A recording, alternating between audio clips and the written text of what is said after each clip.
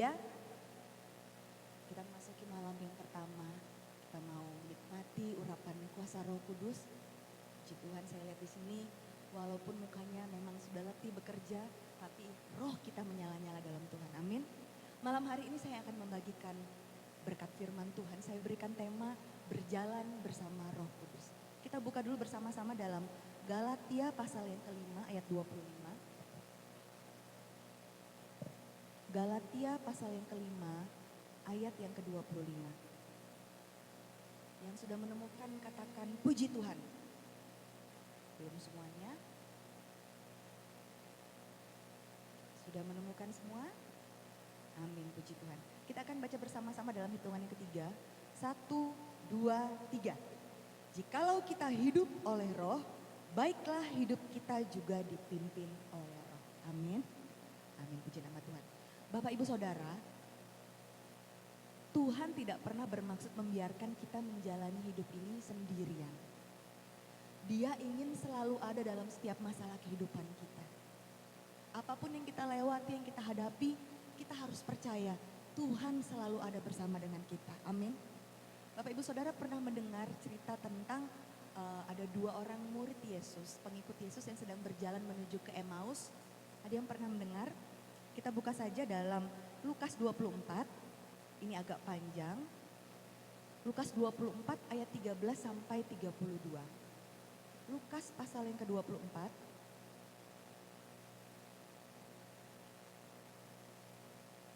Lukas pasal 24 ayat 13 sampai 32, ini agak panjang. Judul perikopnya Yesus menampakkan diri di jalan ke Emmaus. Saya singkat saja, jadi ceritanya ini ada 2 orang pengikut Yesus. Dia sedang berjalan menuju Emmaus, kemudian Tuhan Yesus datang. Tapi ada sesuatu yang menutupi mata mereka, mereka tidak tahu kalau yang berbicara dengan mereka itu adalah Tuhan Yesus. Jadi ceritanya mereka berdua ini sedang bersusah hati, hatinya sedang sedih karena Yesus habis disalibkan, Yesus sudah mati. Mereka berjalan berbincang-bincang berdua dengan muka yang sedih. Lalu Tuhan Yesus berkata sama mereka, apa yang sedang kalian perbincangkan? Lalu mereka berdua ini karena tidak tahu yang mereka hadapi itu Tuhan Yesus, mereka curhat.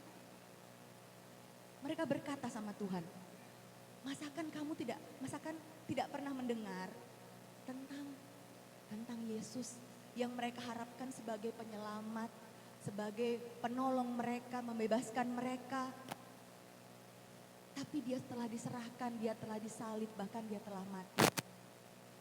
Bahkan di sini dikatakan di ayat 46.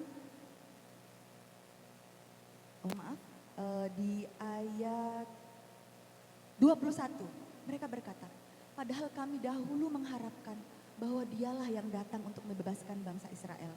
Tetapi sementara itu telah lewat 3 hari sejak semuanya itu terjadi. Mereka masih belum percaya Tuhan Yesus bangkit. Dia cerita lagi, katanya perempuan-perempuan dari kalangan kami bahwa mereka tidak menemukan Yesus dikubur. Malaikat-malaikat berkata bahwa Yesus telah bangkit. Tapi mereka masih belum percaya. Lalu lihat ayat 25. Lalu ia berkata kepada mereka, hai kamu orang bodoh, betapa lambannya hatimu, sehingga kamu tidak percaya segala sesuatu yang telah dikatakan para nabi. Bukankah Mesias harus menderita semuanya itu untuk masuk ke dalam kemuliaan? Lalu Yesus menguatkan hati mereka. Akhirnya mereka berkata, mari makan bersama-sama dengan kami. Dan Bapak Ibu Saudara tahu, waktu Tuhan Yesus berdoa, memberkati roti, memecah-mecahkan, membagi-bagikannya kepada mereka, baru terbuka mata mereka. Tapi ketika itu juga Yesus dikatakan lenyap dari hadapan mereka. Lalu kita lihat dalam ayat yang ke-32. Kata mereka seorang kepada yang lain, bukankah hati kita berkobar-kobar ketika ia berbicara dengan kita di tengah jalan dan ketika ia menerangkan kitab suci kepada kita. Lalu bangunlah mereka percaya, mereka menceritakan pada murid-murid yang lainnya. Bapak Ibu Saudara, seringkali kita juga mengalami seperti yang dialami oleh kedua orang ini. Seringkali saat hati kita sedang susah, saat hati kita sedang berat, ada Tuhan Yesus. Saat kita menceritakan pada Tuhan, saat kita mengeluarkan segala isi hati kita, kita diberikan kekuatan baru oleh Tuhan. Amin. Bapak Ibu Saudara, pernah nggak mengalami seperti ini? Lagi di jalan, mau naik motor, udah gelap mendung. Kita kayak ngomong dalam hati sama Tuhan. Tuhan, sebentar lagi saya sampai Tuhan, jangan hujan dulu ya. Lalu Tuhan jawab, sampai rumah baru tiba-tiba hujannya deras. Pernah nggak mengalami seperti itu? Pernah ya? Nggak cuma saya aja kan berarti kan. Kadang hal-hal sepele, hal-hal kecil. Tapi kenapa bisa terjadi? Karena kita sudah menautkan hati kita pada Tuhan. Kita sudah menganggap Tuhan itu sahabat sejati kita. Segalanya kita ungkapkan, sahabat itu artinya apa? Kita selalu terbuka, benar ya? Selalu terbuka, tidak ada yang kita tutup-tutupi. Bahkan hal-hal rahasia sekalipun kita ungkapkan sama sahabat kita. Apalagi sahabat kita Tuhan Yesus. Kalau kita benar-benar menganggap Tuhan sahabat kita, benar-benar merasa dekat dengan Tuhan, kita harus sering-sering berbicara dengan Tuhan. Sering datang duduk di kaki Tuhan. Bapak Ibu Saudara, saya mau bersaksi. 2 minggu lalu, pulang dari sekolah minggu, saya memang sudah janji sama Jos. Dia ulang tahun kemarin 21 April kan, saya tanya, mau hadiah ulang tahun apa? Dia bilang mau sandal. Mami, sandal Jos sudah rusak. Oke, akhirnya baru kemarin 2 minggu lalu tuh saya ajak ke mall, kita ke PTC. Bapak Ibu Saudara tahu ya, PTC itu kan parkirannya tuh seperti labirin. Kalau misalnya saya ke TP Pasar Atom tuh gampang, parkir di TP 1, tinggal ke TP 1 cari parkiran selamat. TP 2 semuanya gampang. Tapi di PTC itu saya harus foto dulu parkir di mana, baru saya ingat jalannya ke sana. Saya parkir di P12, di lantai 12. Lalu ceritanya karena saya kebiasaan foto dulu, ada Jason di depan saya foto, jadi Jason kena ikut foto kan. Lalu kita turun, baru sampai turun eskalator, langsung ketemu toko, oke kita masuk di sini. Itu Jason tuh gak dalam gandengan saya.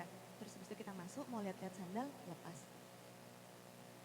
Lalu lagi lihat-lihat, tiba-tiba Vanessa ngomong, loh Jason mana? Jason mana Ma? Loh mana? Saya masih cari, coba lihat di depan, dia suka sembunyi-sembunyian soalnya sama kakak-kakaknya suka mau dicari gitu kan. Saya masih nyari. Terus ternyata Om Jerry itu sudah dari depan tuh, loh kok masih nyari sandal? Hilang, Jason beneran hilang. Hah? Terus kita semua panik, udah mulai panik kan. Cari, gak ada. Terus akhirnya saya bilang sama Om Jerry, udah kita pisah aja, kamu sama Vanessa, saya sama Jos, kita pisah carinya. Om Jerry cari sampai jauh, itu kan kita di Supermall, sampai ke arah PTC, saya cari di sekitar toko-toko situ, bolak-balik, akhirnya saya pikir Jason tuh sudah bisa naik eskalator sendiri. Saya coba naik ke atas, nggak ada, sekitar situ naik ke bawah, saya telepon Om Jerry lagi, coba lapor ke information, tak bilang kan. Saya juga kalau ketemu security, saya lapor juga, oke. Jadi benar-benar hilang Jason itu. Itu sudah berjalan tuh, waktu itu sudah 15 menit hilangnya. Saya sudah mulai, aduh Tuhan masa hilang beneran anak saya di mall. Biasanya saya cuma baca cerita, ada anak hilang di mall, ini anak saya sendiri hilang.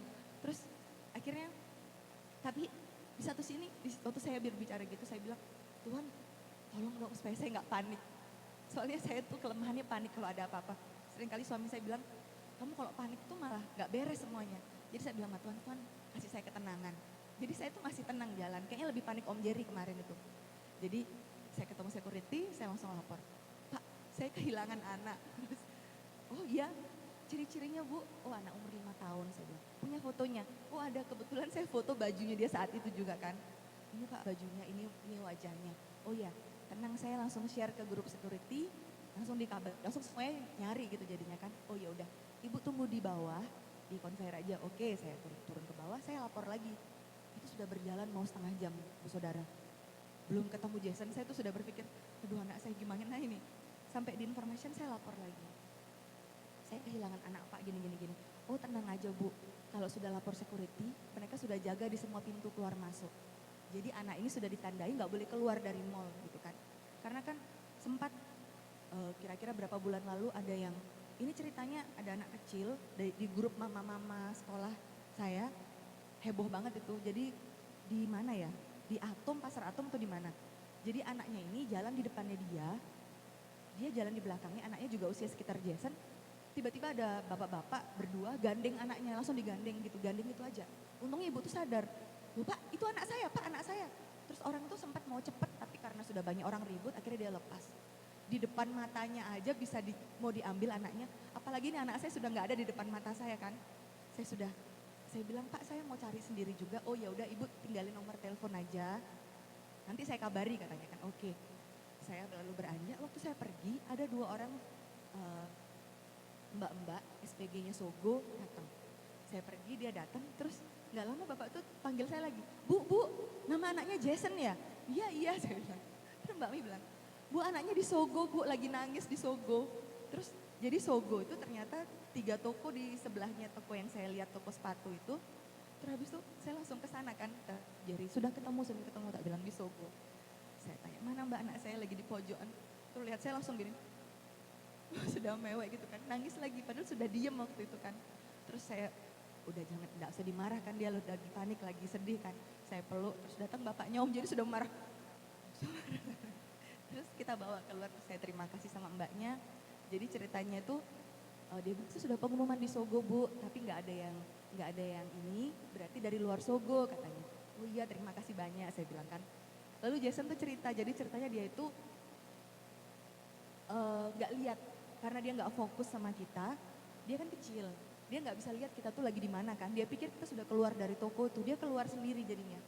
Keluar, lalu ada ibu-ibu tanyain dia, "Loh, mama kamu mana?" Dia jawab, "Nggak tahu, hilang." Akhirnya ibu tuh inisiatif bawa dia ke Sogo, laporin ke mbak-mbak. Jadi dia tuh didiemin di Sogo terus. Ya saya puji Tuhan, kok bisa ya tepat pas di information langsung ketemu sama Mbak SPG itu.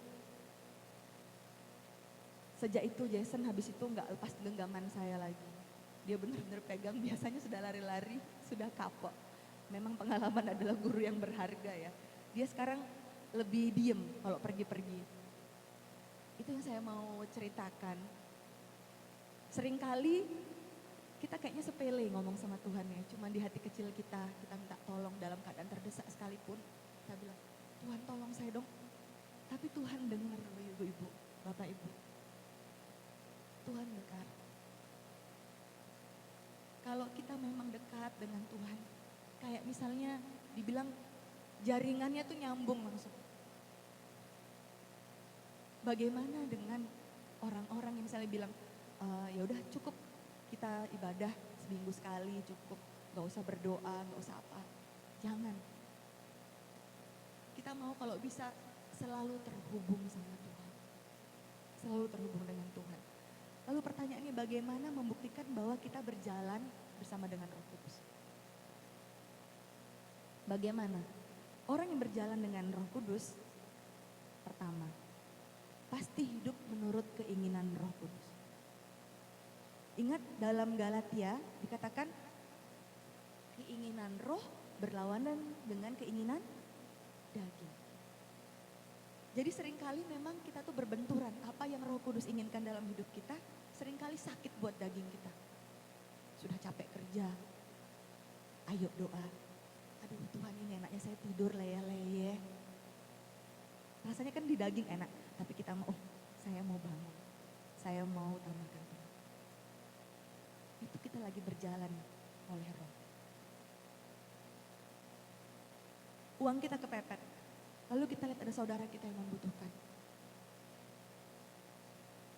Kadang di hati kecil kita katakan, bantu. Perang lagi dalam hati, tapi nanti saya pakai apa? Saya nggak ada uang lagi. Bantu. Keluar uang kita. Gak bakal Tuhan biarkan kita kekurangan. Bahkan Tuhan bisa mengganti lebih-lebih lagi. Itu pengalaman saya. Saya percaya kita semua juga di sini pasti pernah mengalami. Saat kita memberi, Tuhan yang punya segalanya itu sanggup memberikan berlipat kali ganda dari apa yang telah kita berikan. Itu yang pertama tadi, kalau hidup menuruti keinginan Roh Kudus berarti kita berjalan melawan keinginan daging kita. Yang kedua, wujud nyatanya apa? Wujud nyatanya kalau kita berjalan dengan Roh Kudus, kita menghasilkan buah buah roh. Apa saja buah-buah roh Bapak Ibu Saudara? Wah, lulus sekolah minggu semuanya, hafal semuanya. Tapi biar jangan cuma dihafal, tapi kita menghasilkan buah. Katanya hidup oleh roh. Tapi kalau ada dia nggak ada damai sejahtera. Ribut aja kerjaannya. Berat ya jadi orang percaya. Hidup kita dituntut harus menghasilkan buah. Ingat, barang siapa yang menjadi milik Kristus, dia telah menyalibkan dagingnya dengan segala hawa nafsu dan keinginannya.